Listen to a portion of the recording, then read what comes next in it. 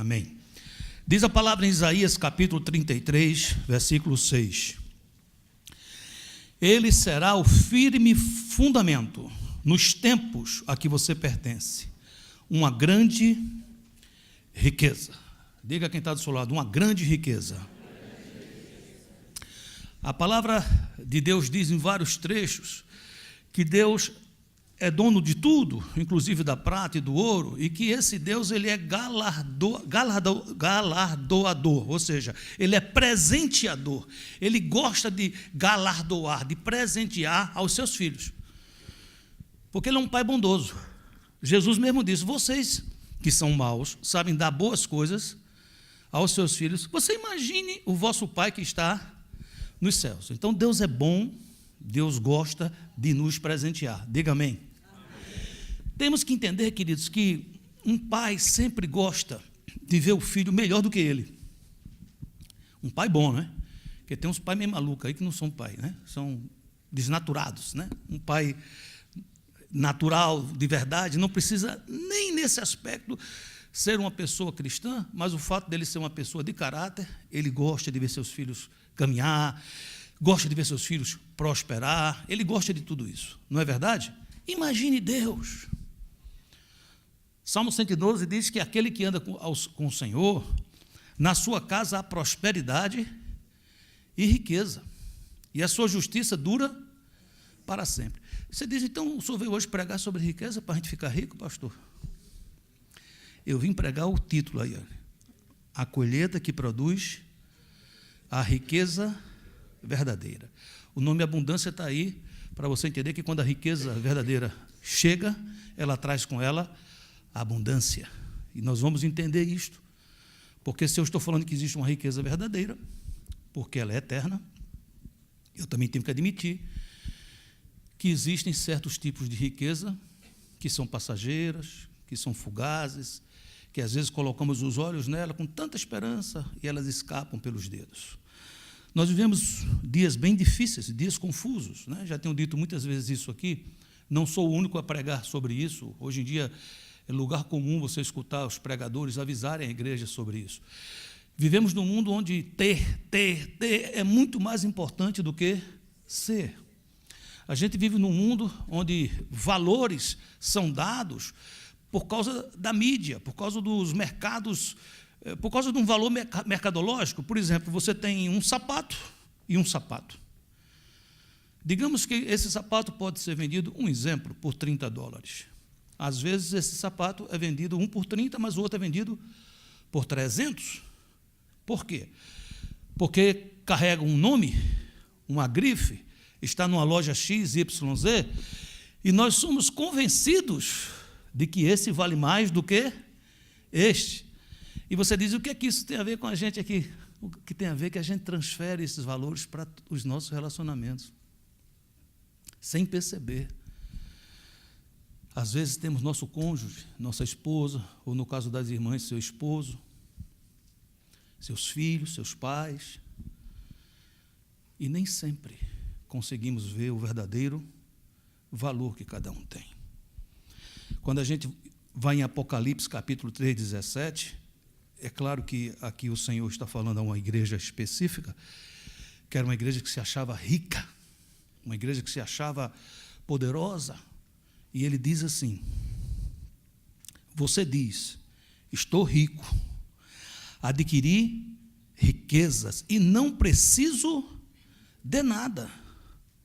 Não reconhecem, porém, que é miserável, digno de compaixão, pobre, cego e que está nu. O Senhor Jesus está falando a uma igreja dele. Ele aqui não está falando com um ímpio, ele está falando com alguém que caminha com ele. Ele diz, você está trocando as prioridades, você está trocando os valores, você está invertendo as coisas. E você está chamando de riqueza aquilo que não tem valor nenhum. E você não está dando o devido valor naquilo que você deveria dar.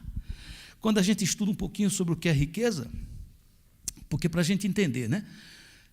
Quando a Bíblia fala, mais na frente eu vou falar sobre tesouro, o tesouro é aquela caixa, como se fosse um local. Né? A gente até vê, tem até na capa do boletim, você está vendo o tesouro tradicional, né? Aqueles que os piratas ficavam correndo atrás para ver se achava, né? Que é essa caixa. A riqueza não é a caixa é o tesouro. A riqueza é o que está dentro, é o conteúdo. Se tiver muita riqueza, a gente diz que existe uma coisa chamada abundância. O que é abundância? É quantidade maior do que se precisa. Paulo disse aos filipenses, que era uma igreja generosa, disse também certa vez aos tessalonicenses, agradecendo, diferente dos coríntios. Os coríntios era tudo, dava tchau assim com a mão fechada, mas esses outros eles eram generosos. E ele diz, vocês me deram tanto que eu tenho em abundância, e eu então estou dando a outros. Diga, se abundância é o que passa, diga, é o que sobra. Amém? E existe uma coisa chamada magnificência. O que é isso? É pompa, esplendor. É quando o negócio já é muito além do que se pensou ou do que se precisa. E o problema é ter abundância ou não é ter abundância? Esse não é o problema. O problema é abundância de quê? E qual vai ser minha relação com ela? Esse é o ponto. Quando nós entendemos que tesouro é o lugar onde se guarda objetos valiosos, nós temos que entender que todos nós temos um lugar onde acumulamos aquilo que consideramos valioso. E a palavra de Deus diz em Provérbios 4, 23 o seguinte, acima de tudo, guarde o seu coração ou mente, pois dele depende toda a sua vida. Jesus complementa em Mateus 6, 21, pois onde estiver o seu tesouro, aí também estará o seu coração. Então, o que ele estava dizendo é o seguinte, por que eu devo guardar tanto o meu coração? É porque aquilo que eu chamo de tesouro, aquilo que eu guardo como tesouro, aquilo que eu acumulo como riqueza, aquilo que eu acumulo achando que vou ter abundância e aquilo vai me dar algum valor, aquilo toma meu coração. E não é errado dizer que se meu coração está nisso, é também certo que isso está dentro do meu coração. Antes até de falar um pouco mais sobre isso, mas só para você entender de uma maneira bem simples, para a gente poder entrar nisso, todo dia é como se eu tivesse uma caixinha chamada mau tesouro, e eu tenho outra caixinha chamada bom tesouro. Quando eu acumulo coisas nessa caixinha do mau tesouro, vamos falar aqui um pouco sobre a alma, porque depois eu vou falar da forma que a Bíblia fala, da forma mais prática. A Bíblia vai logo direto a riquezas, direto a coisas, direto a objetos, mas eu quero falar um pouco disso. Quantos aqui nunca sofreram uma decepção na vida? Diga, ai, ai, ai. Vocês, por que eu digo ai, ai, ai? Porque essa semana vai ter uma, entende? Todos nós já passamos por lutas, sim ou não? Decepções, sim ou não? Pessoas que você diz, vai me dar um abraço, e a pessoa não te dá um abraço, ela te rejeita. Isso me causa um impacto. E eu posso extrair de dentro de mim, porque tenho, é o que nós vamos entender, eu posso extrair de dentro de mim, porque tenho, do bom tesouro, uma palavra chamada perdão. Fui no bom tesouro e te dei uma coisa boa. Mas eu também posso pegar e conservar uma palavra chamada mágoa. E eu vou colocar essa palavra mágoa onde? No mau tesouro. Essa palavra mágoa vai pedir mais riquezas. Então, daqui a pouco eu vou acrescentar a mágoa, ira. Daqui a pouco eu vou acrescentar a mágoa, desejo de vingança. Daqui a pouco eu vou acrescentar a mágoa, vontade de ouvir que aquela pessoa que fez algo comigo está passando por uma situação ruim, para que eu diga lá dentro de mim, bem feito, bem feito. Ou pessoa para merecer. Você fala, o que significa isso? Significa que na hora do vamos ver, você vai falar. Diga assim, na hora da pressão, eu vou falar. E a Bíblia diz que a boca fala do que o coração está cheio. Aí eu vou tirar desse tesouro ou eu vou tirar desse tesouro, dependendo se estão cheios ou vazios. Me acompanham até aqui? Sim ou não? Em Mateus, capítulo 12, 35, Jesus diz assim: o homem bom tira do tesouro bom coisas boas, mas o homem mau, do mau tesouro, tira coisas más. Veja que coisa incrível, porque o fato de eu atesourar no bom tesouro me faz ser bom. O fato de eu atesourar no mau tesouro me faz ser um homem mau. Jesus mesmo, e depois você pode pesquisar no João capítulo 3, quando Nicodemos se aproxima dele e diz assim: bom mestre, Jesus diz: por que me chamas bom? Bom só tem um, que é Deus. Como é que Jesus está aqui chamando o homem bom? O homem não é bom, o homem não é mau. O homem recebe um reflexo que o faz ter boas atitudes, boas decisões, boas escolhas, um bom caráter, ou ele recebe reflexos e influências que o faz ser um mau caráter, ter más atitudes, ter, de fato, ser alguém que está tirando coisas más do mau tesouro. Então eu posso dizer, sem medo de errar, que aquilo que eu acumulo vai influenciar quem eu sou. Diga assim: aquilo que eu acumulo vai influenciar quem eu sou. O mau tesouro, Mateus 12, o homem mau do seu mau tesouro tira coisas más. O bom tesouro, o homem bom do seu bom tesouro tira coisas boas. Diga você: o homem mau do mau tesouro tira coisas más. Diga: o homem bom do seu bom tesouro tira coisas boas. Então vale uma pergunta, eu tenho que fazer essa pergunta para mim mesmo, e aconselho que você também se faça: que tipo de tesouro temos acumulado? O que é que está guardado dentro do nosso coração e onde nosso coração está guardado? Vamos identificar de uma maneira mais específica os tipos de tesouro. O mau tesouro, Mateus 6,19: não acumulem para vocês tesouros na terra, onde a traça e a ferrugem destroem, e onde os ladrões arrombam e furtam. Tudo que a traça e a ferrugem podem destruir, tudo que os ladrões podem roubar, tudo que pode ser acumulado na terra, isto é considerado aqui um mau tesouro. Por quê? Diga assim: por causa da finitude. É algo que acaba.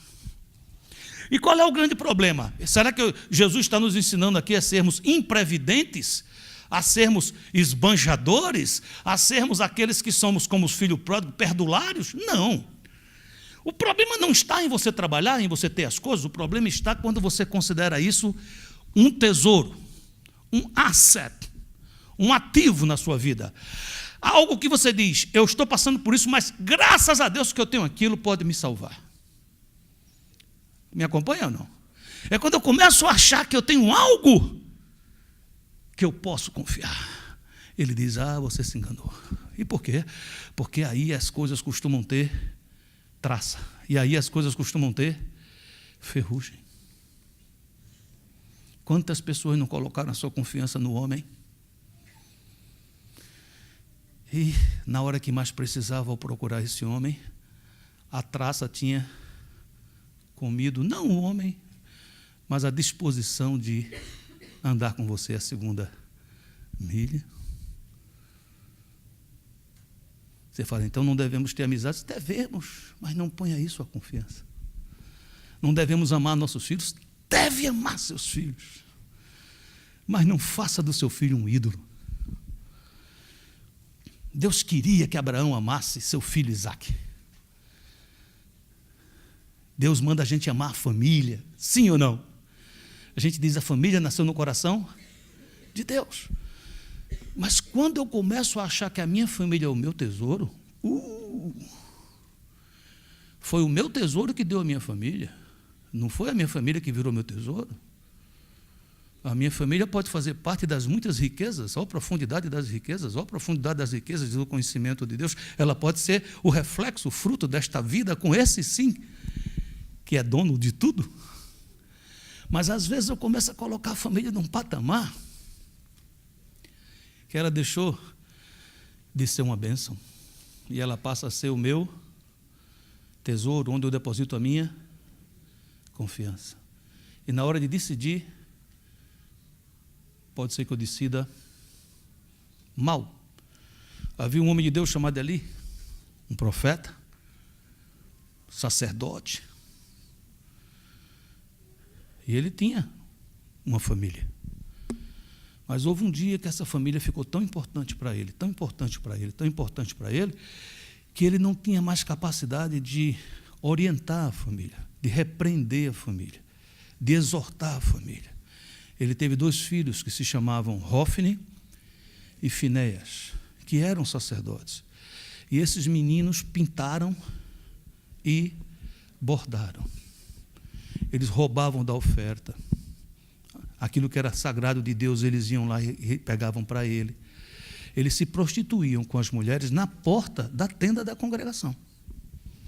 Quando isso chegou aos ouvidos de Eli, Eli tinha transformado esse relacionamento num mau tesouro. E ele não conseguiu salvar os seus filhos, porque os filhos estavam num patamar que não era para estar. Ele chama os meninos e diz: olha, o que vocês estão fazendo na frente do povo não é bom. O que é que você acha que, se você chegar para o seu filho e falar assim, não faça isso, eu não quero mais ver você fazendo isso, você acha que ele vai entender o quê? Faz, mas, por favor, não me deixa ver. Diferente de Abraão.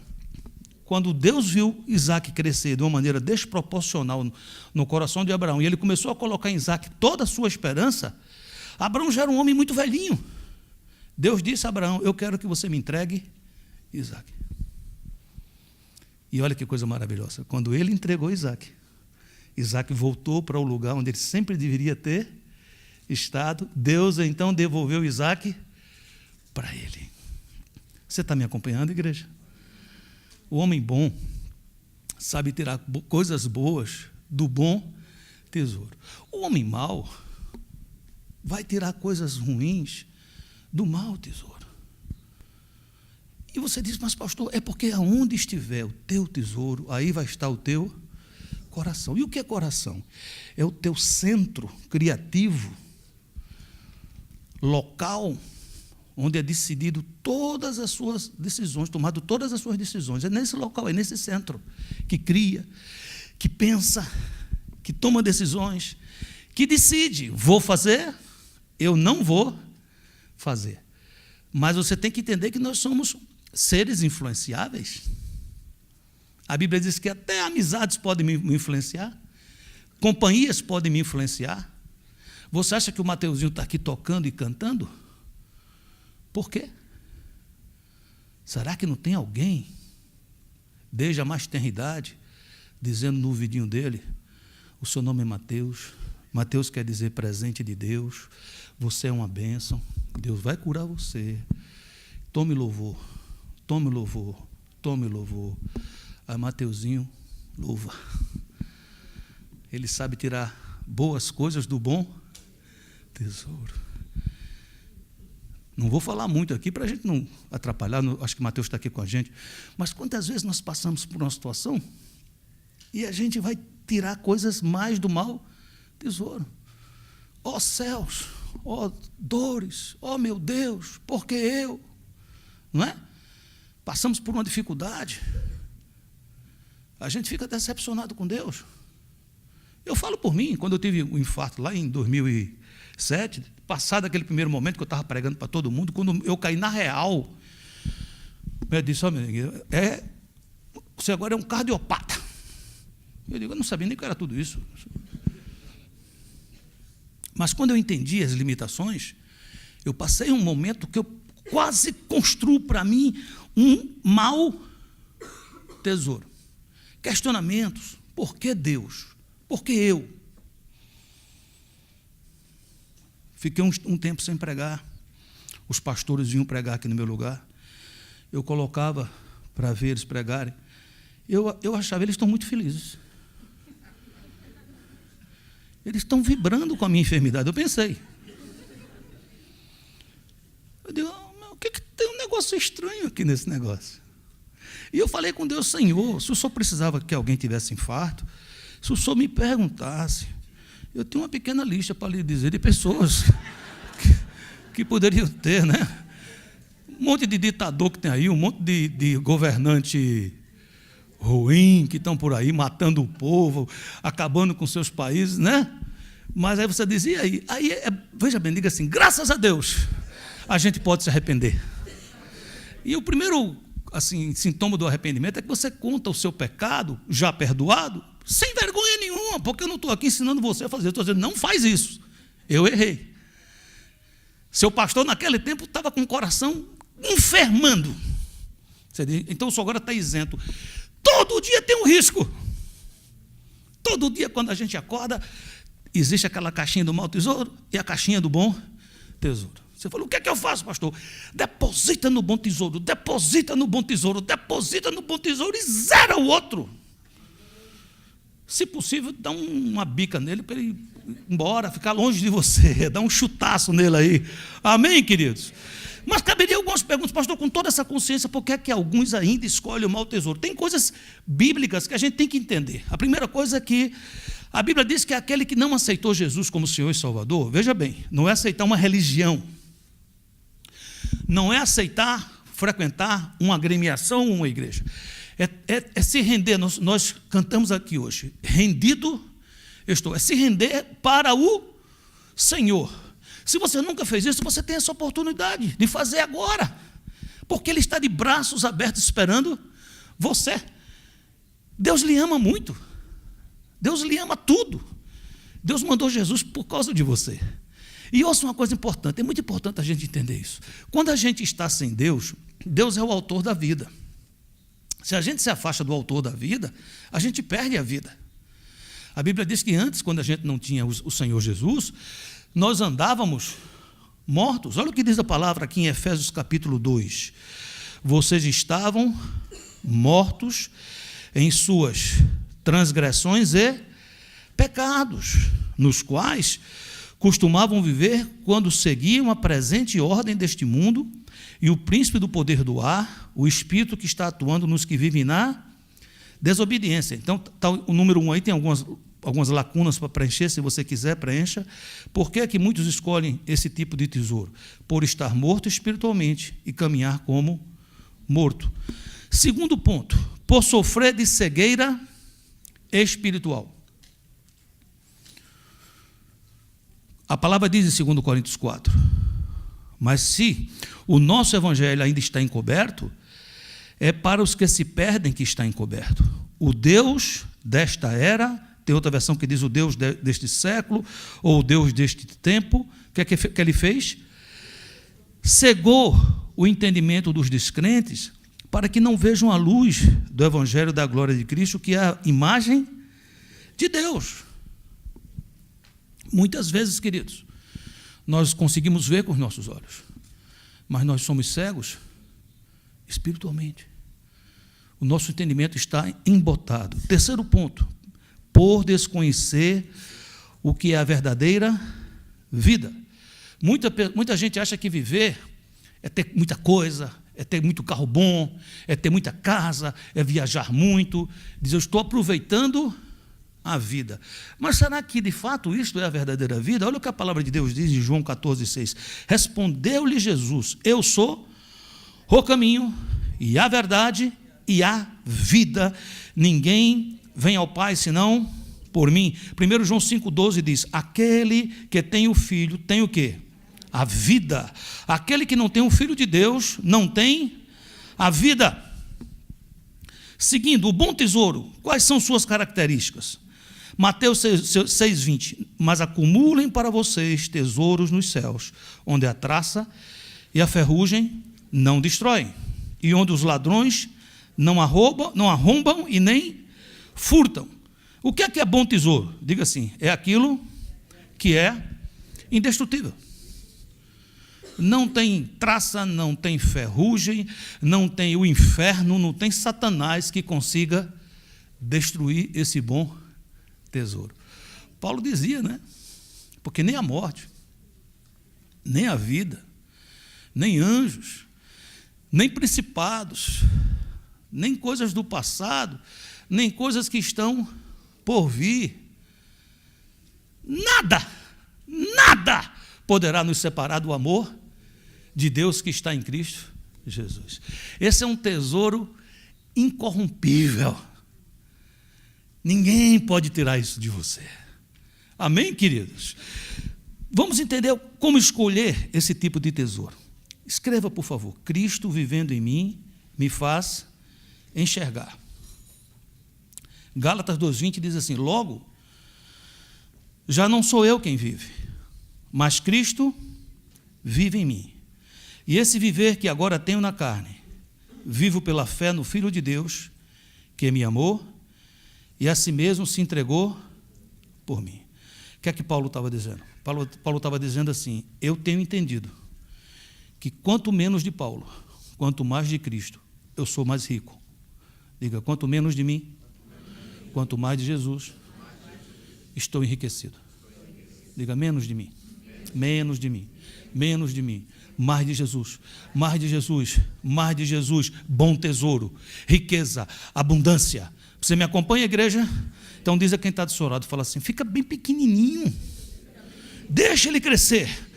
Amém? Segunda coisa importante para a gente escolher esse tesouro: recebendo sabedoria. O que é sabedoria? Sabedoria espiritual é a capacidade de ver a vida do ponto de vista de Deus. Sempre tem vários pontos de vista. Às vezes eu estou conversando com a minha esposa, nós podemos discutir, nós podemos ter um conflito.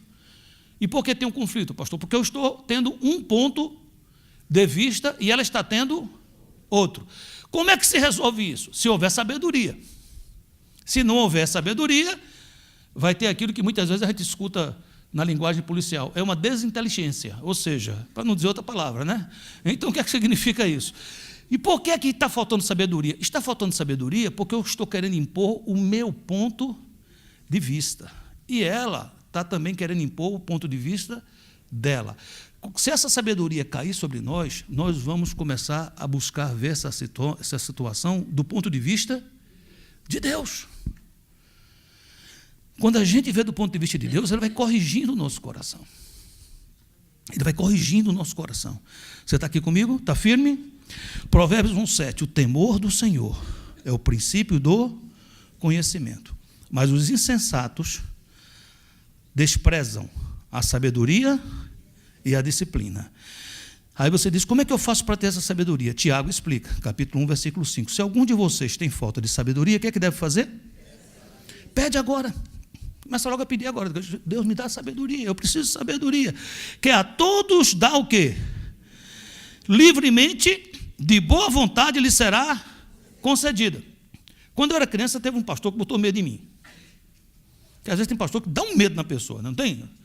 Não, ele queria que eu obedecesse. Ele falou assim: olha, vou dar um conselho, não pede sabedoria não. Por que isso? Quando a gente pede sabedoria, Deus manda problema para você ter que aprender como resolver aquele problema, porque você vai terminar depois mais sábio. Então deixa Deus dar na quantidade que Ele quiser dar, é melhor. Eu digo: puxa vida. Aí outro dia ele disse assim: não pede fé. Eu digo: não é para pedir fé? Disse: não. Se tu pede fé, Ele vai mandar provação, porque é na provação que tu vai aumentar a tua fé. Aí eu fui ler essa palavra. Olha que diz coisa linda. Se algum de vocês tem falta de sabedoria, peça a Deus, que a todos dá, através de muita tribulação, de muito problema, de muita angústia, para você crescer. É isso que está escrito? Está escrito o quê? A todos dá como? Livremente. E o que mais? De boa vontade. E ela vai ser o quê? Se é concedido, é dado. Pede sem medo. Nós precisamos ter sabedoria para discernir o que é mau tesouro e o que é bom tesouro. Tem gente entregando, gastando a sua vida, acumulando o mau tesouro. Mas o que é o mau tesouro, pastor? Aquilo que se acaba. É difícil de explicar isso a vocês, porque algumas coisas que estão incluídas no mau tesouro, você precisa dali, eu preciso. Mas essas coisas não podem receber de você a sua confiança, o seu descansar nela. Quantas pessoas, querido, eu já vi homens que acumularam, que tiveram as coisas, esperando ter no futuro uma velhice tranquila, e não teve velhice. Não teve nem tranquilo, nem nada. Não teve velhice. Ele foi chamado, a fichazinha, ele estava com aquele negócio do restaurante que fica na mão, quando treme, diz, chegou sua vez. Quando ele acumulou, que ele disse, agora, aí, que é isso? Chegou sua vez, pode ir. Mas os negócios, deixa aí, rapaz, teu genro vai saber tratar disso com uma beleza. Você fala, pastor, disse cada conversa, está na Bíblia. Jesus disse que um homem olhou e disse assim, uau, acumulei tesouro, acumulei muita coisa, minha alma te farta, estou numa boa. Jesus disse, louco, hoje à noite pedirão a tua alma. E o que tens guardado, para quem será? Era errado ter as coisas? Não, mas as coisas o tiveram, acumulou tanto. Talvez pudesse ter pegado uma parte daquilo e comprado amigos que iam recepcioná-lo lá no céu. Ele disse, que conversa é essa, pastor? Comprar amigo? A Bíblia diz isso. Como é que a gente compra amigo que vai recepcionar a gente lá no céu? Financia o Evangelho. Financia a palavra de Deus. Financie que o Evangelho chegue na casa de alguém. Vá lá, gaste dinheiro, sola de sapato, pregue. Essas pessoas vão se tornar seus irmãos em Cristo. Quando você chegar lá, a galera vai estar lá, chegou ele. Está entendendo ou não? Nós temos que entender essas coisas, queridos. Por favor, não saia daqui dizendo assim, já entendi, eu vou detonar a minha poupança hoje. Quando chegar em casa não ficará pedra sobre pedra. Não é isso que eu estou dizendo.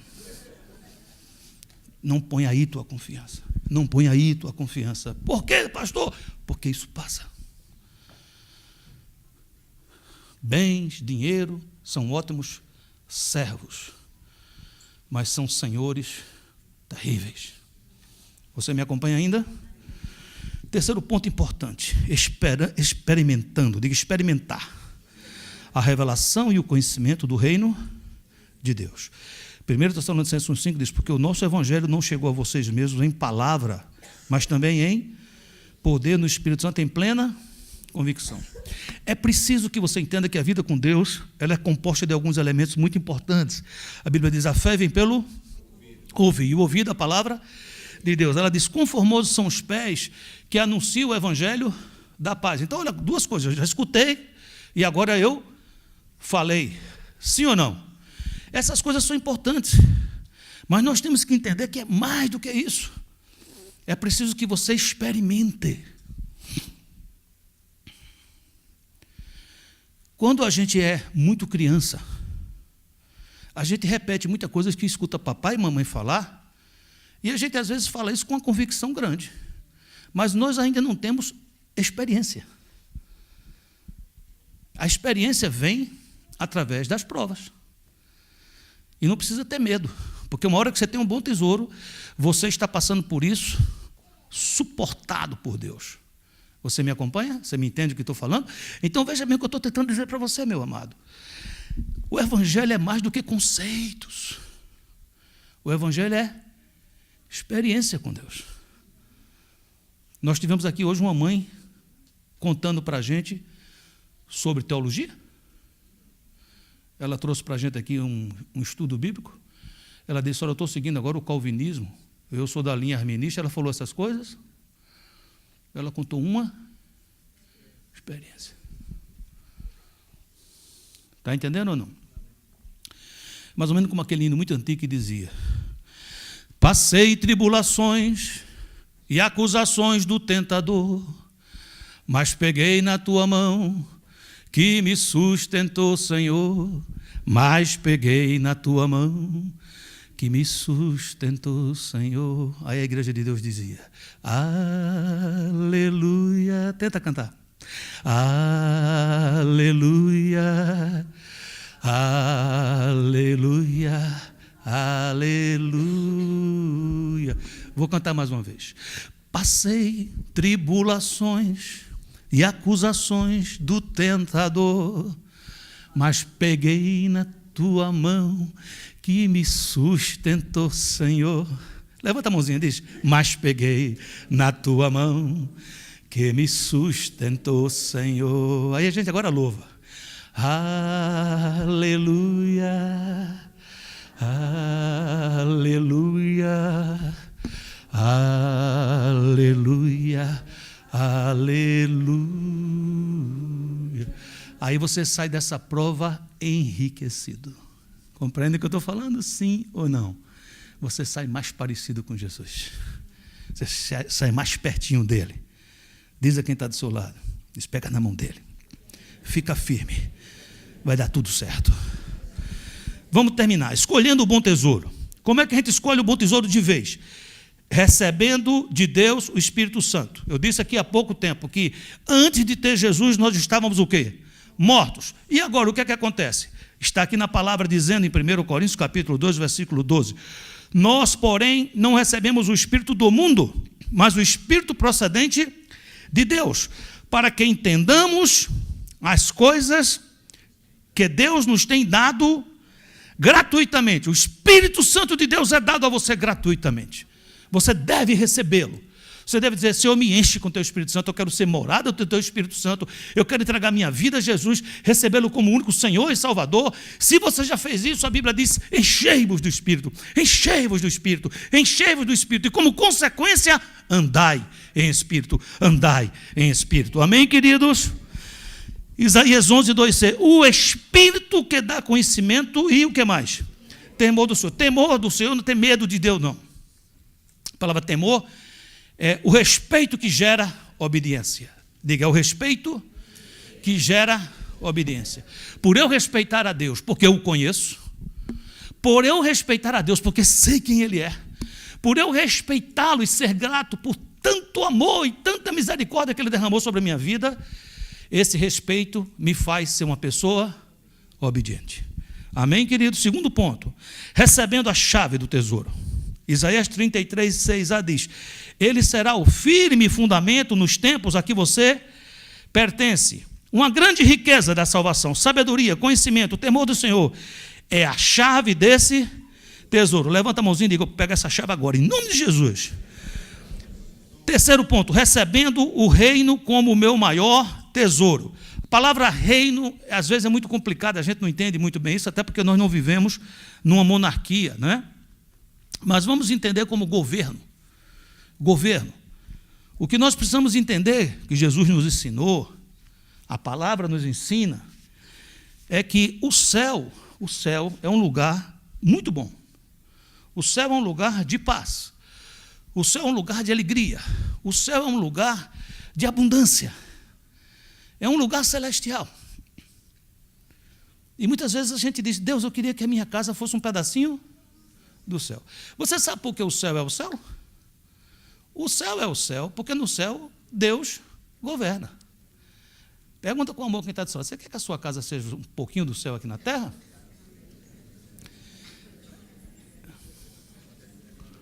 Diz a pessoa. Então ele tem que governar. Isso é reino. Isso é reino. É quando Deus vem governar a minha vida e Deus vem governar a sua vida. O que é que acontece? Que a gente entender como esse reino é, como esse governo é. Primeira coisa importante, ele é inegociável. Diga, inegociável. Não tem preço. Ainda que alguém desse todos os seus bens, com certeza nós o desprezaríamos. Ok? Mateus 13, 44. O reino dos céus é como um tesouro escondido aonde? Num campo. Certo homem, tendo encontrado, escondeu de novo. E então, cheio de alegria, foi e vendeu tudo o que tinha. Diga tudo. Tudo. E comprou aquele campo. O reino dos céus também é como um negociante que procura pérolas preciosas. Encontrando uma pérola de grande valor, foi e vendeu tudo o que tinha e a comprou. Então ele está dizendo o seguinte, para que eu tenha esse reino, eu tenho que estar disposto a dar a ele o quê? Tudo. Como eu já disse a você e vou repetir, nós estamos aqui na fila do 100%, na fila do tudo. Da parte de Deus, Ele não dá a gente 99%, Ele dá tudo. A Bíblia diz, se Ele já lhe deu Jesus, por que motivo não vos dará juntamente com Ele todas as demais coisas? Mas Ele espera de mim a mesma coisa. Jesus disse, se você não deixar tudo que você tem, você não vai poder ser meu discípulo. E você fala, mas eu vou deixar como? Eu vou fazer voto de pobreza? Deixa de confiar. Tudo que está no teu coração, tudo que toma teu coração, tudo que toma teu tempo, toma tua atenção, coloca aos pés do Senhor Jesus. Faz como Abraão fez com Isaac, coloca no altar hoje aqui nesse lugar. É a tua firma, é teu emprego, é a tua saúde, está com medo de morrer, põe aqui hoje. Está aqui, Senhor, está de volta. Eu dou tudo para que o Senhor venha e governe a minha vida. Diga assim, eu dou tudo para que o Senhor venha e governe a minha vida. É importante a gente entender que esse governo de Deus ele é inigualável. 1 Coríntios 2,9 diz, todavia, como está escrito, olho nenhum viu, ouvido nenhum ouviu, mente nenhuma imaginou. O quê? O que Deus preparou para aqueles que o amam. Diz a quem está do seu lado aí. Diz a essa pessoa, diga ali, você não tem ideia do que Deus tem preparado para você. Diga, é bênção demais, diga, não dá nem para comparar. 2 Coríntios 4 diz, pois Deus que disse, das trevas resplandeça a luz, Ele mesmo brilhou em nossos corações, para a iluminação do conhecimento da glória de Deus na face de Cristo, mas temos esse tesouro em vaso de barro. Quem é o vaso de barro? Nós. Que tesouro é esse?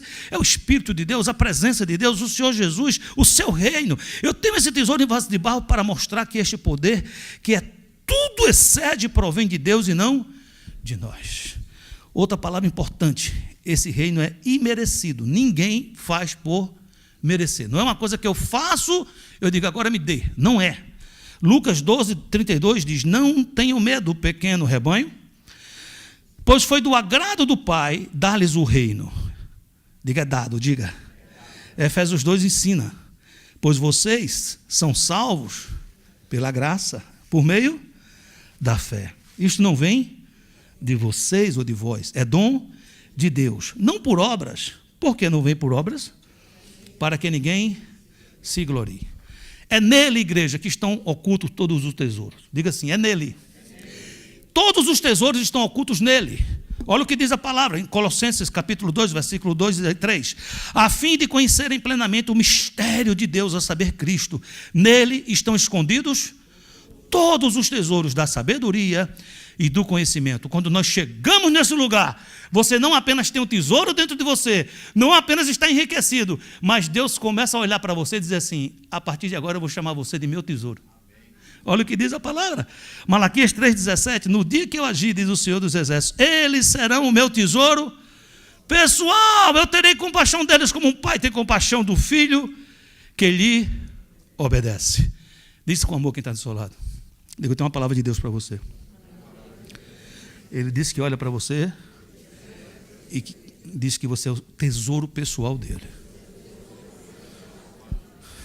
Amém, queridos? A partir de agora, quando você for orar, você começa a orar, você fala, Senhor, é em nome de Jesus que eu estou aqui, e eu queria só lembrar, quem está aqui é teu tesourinho pessoal. Fica de pé, deixa eu orar para você.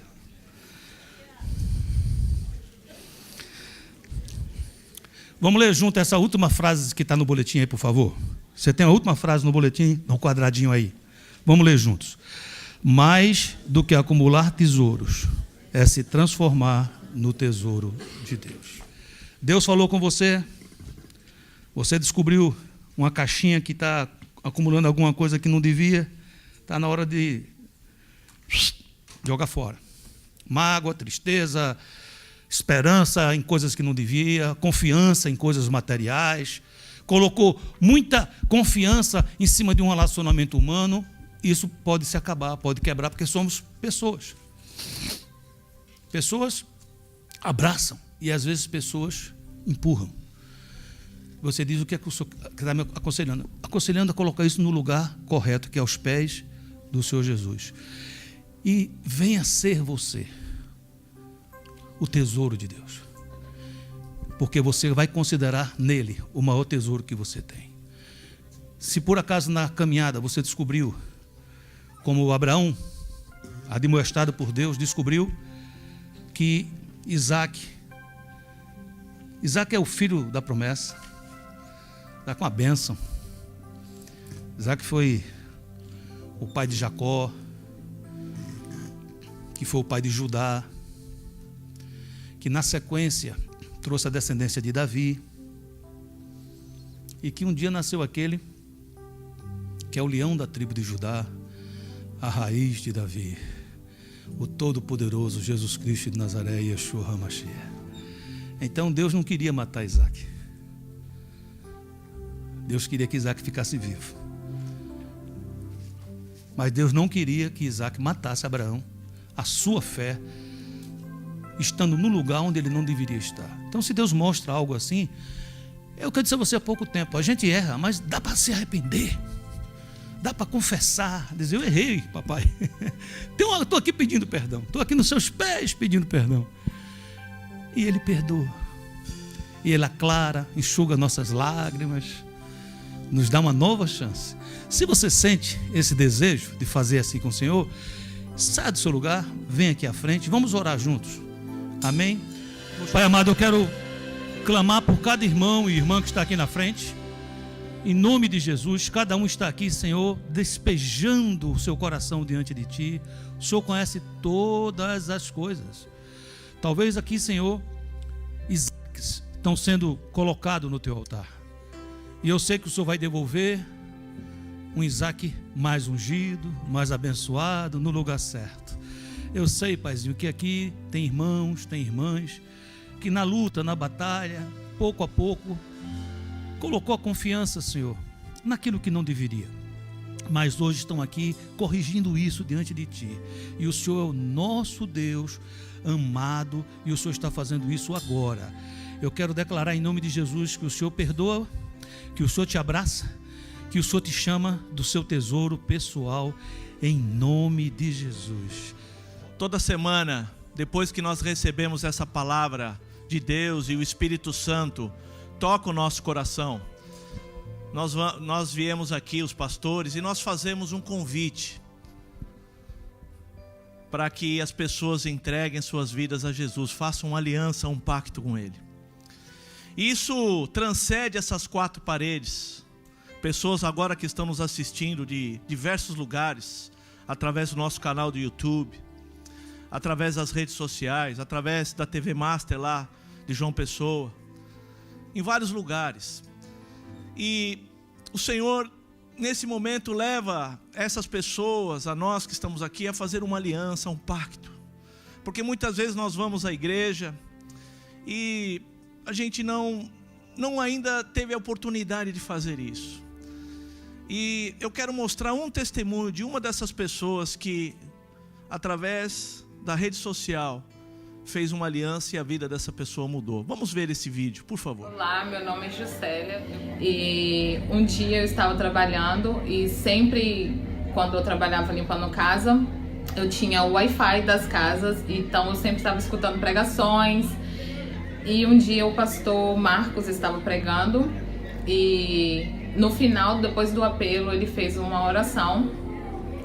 E eu lembro que eu estava passando o vacuum e ele falou, eu queria fazer mais uma oração para você que está aqui, para você que está aí na internet. E quando ele falou assim, eu levantei a cabeça e falou, tá falando comigo. E eu me lembro que eu fui abaixar para ver cá embaixo do sofá e dali do chão eu não levantei mais, que ele começou a fazer aquela oração de entrega ao Senhor e tudo que ele falava eu repetia.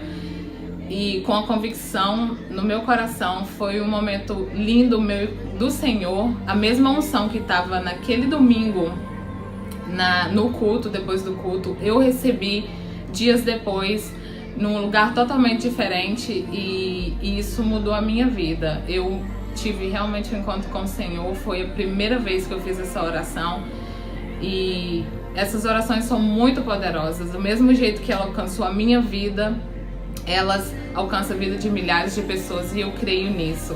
Nosso Deus é poderoso e a melhor coisa da minha vida foi tomar essa decisão e servir ao Senhor hoje.